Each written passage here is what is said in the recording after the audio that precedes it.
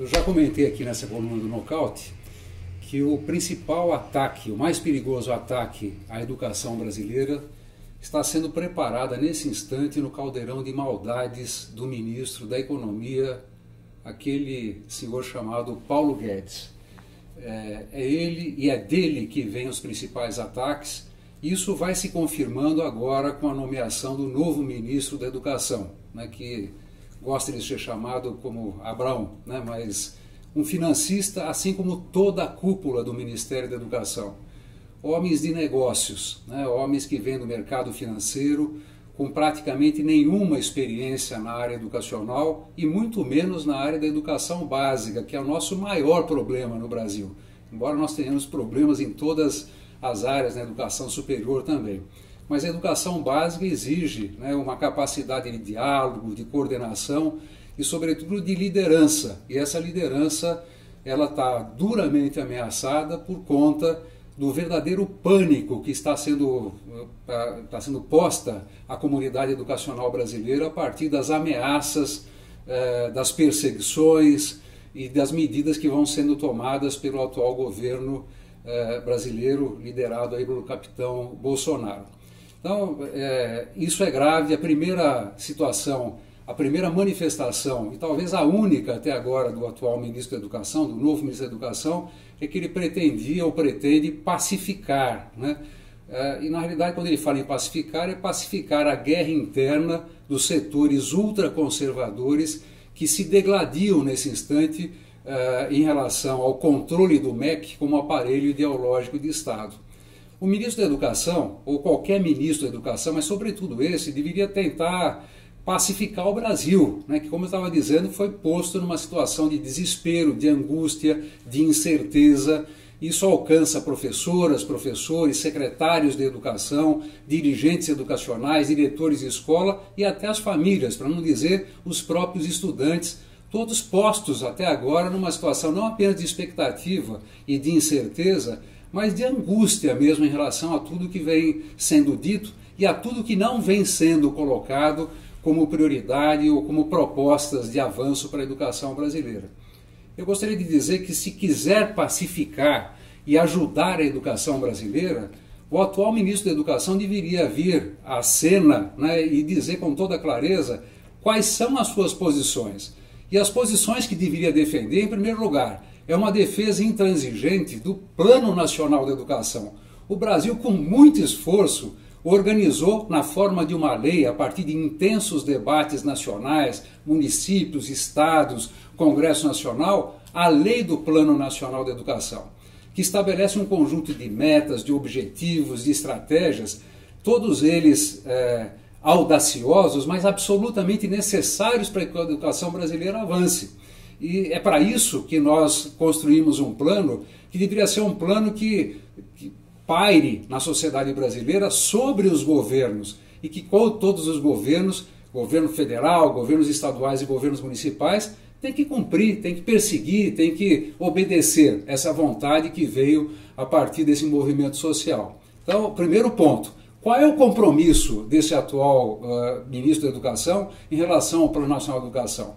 Mais, ele deveria claramente se posicionar, por exemplo, contra o fim da aposentadoria especial que os professores têm.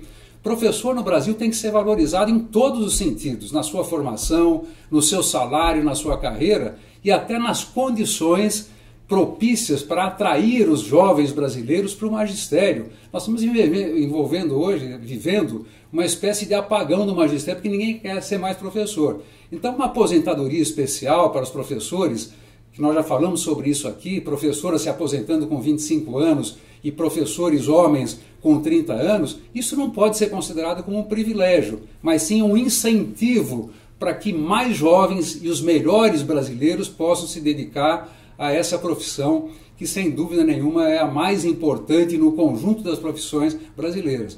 Mas mais ainda, o governo brasileiro, o ministro da Educação, deveria vir a público e se colocar radicalmente contra as desvinculações de recursos para a educação, que é o que é defendido pelo seu colega da Economia, Paulo Guedes.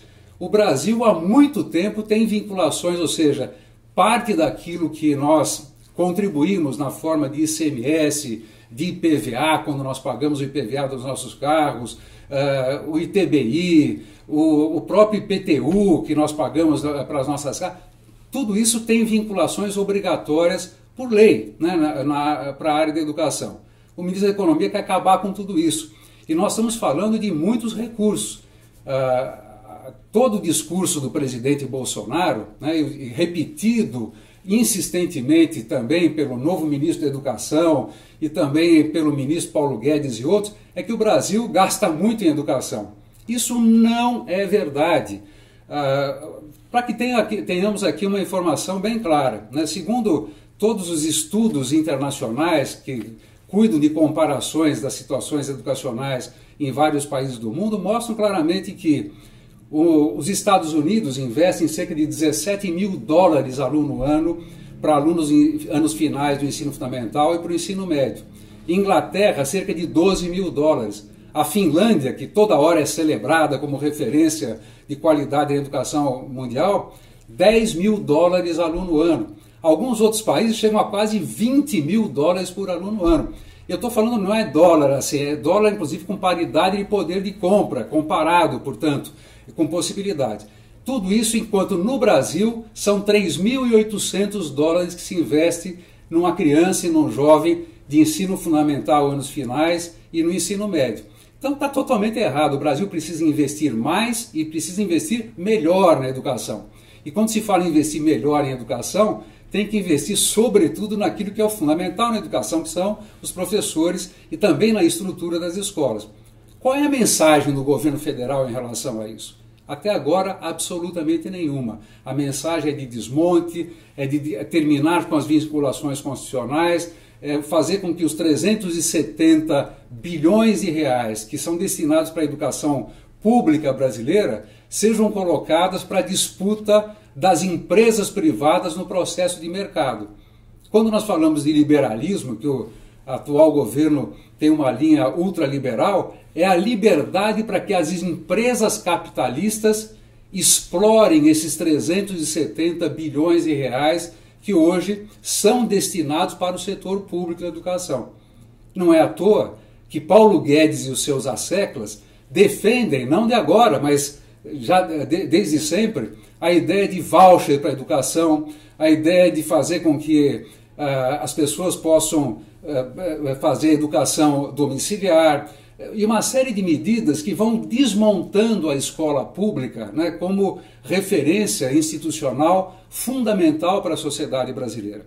Essas questões todas e outras deveriam ser a pauta pacificadora de um ministro da educação no Brasil. É isso que nós esperamos que ele seja.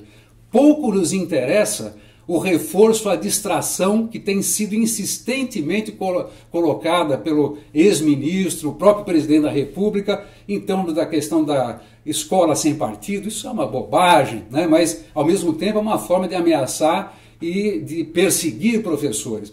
A retirada de referências a gênero e orientação sexual dos currículos brasileiros. Ora, gênero e orientação sexual são questões da vida e devem ser tratados com responsabilidade nas escolas. As escolas não podem ser ameaçadas e nem muito menos submetidas a uma ideia de obscurantismo de toda espécie. Nós queremos ver o Ministério da Educação liderando um grande pacto nacional pela educação de qualidade. Isso se faz através de diálogos com secretários estaduais e municipais de educação, se faz através de diálogo com as universidades, com o Congresso Nacional e os parlamentos estaduais e municipais. Agora, esse diálogo tem que ter alguma coisa em comum. E, aparentemente, tudo que se passa em relação ao governo Bolsonaro em matéria de educação é uma grande distração para a intenção fundamental, né, que é uma intenção privatizante do setor educacional brasileiro. Nenhuma experiência conhecida no mundo funcionou e fez avançar a educação sem que houvesse investimentos públicos permanentes, continuados e corajosos, que é o que nós precisamos fazer. E não um processo permanente e insistente, liderado pelo próprio presidente da República, de desqualificação de professores, desqualificação da escola pública, desqualificação da universidade. São instituições, professores, escola pública, universidades, que devem ser defendidos como um patrimônio brasileiro. Portanto, se querem a paz, né? Todos nós queremos a paz, mas há uma passagem latina, né, em latim que fala: "Si vis pacem para bellum", se queremos a paz, nos preparemos para a guerra, para a luta. E essa luta precisa ser empreendida agora.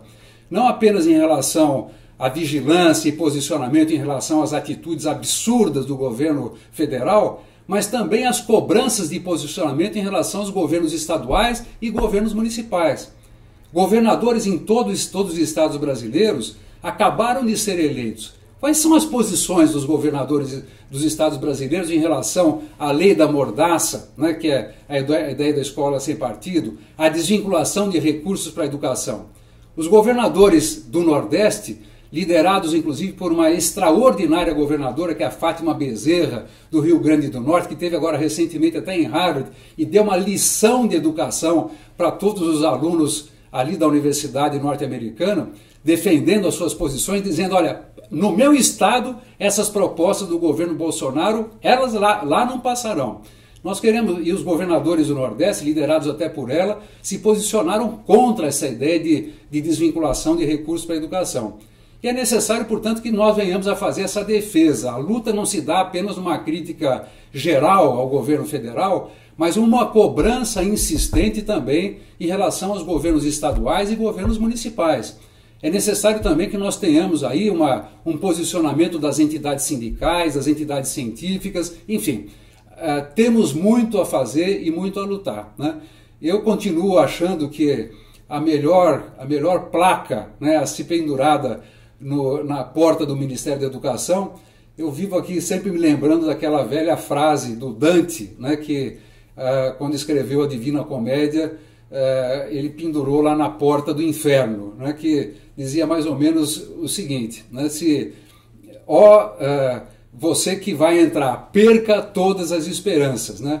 Lasciate ogni speranza o voi che entrate, foi a frase do Dante.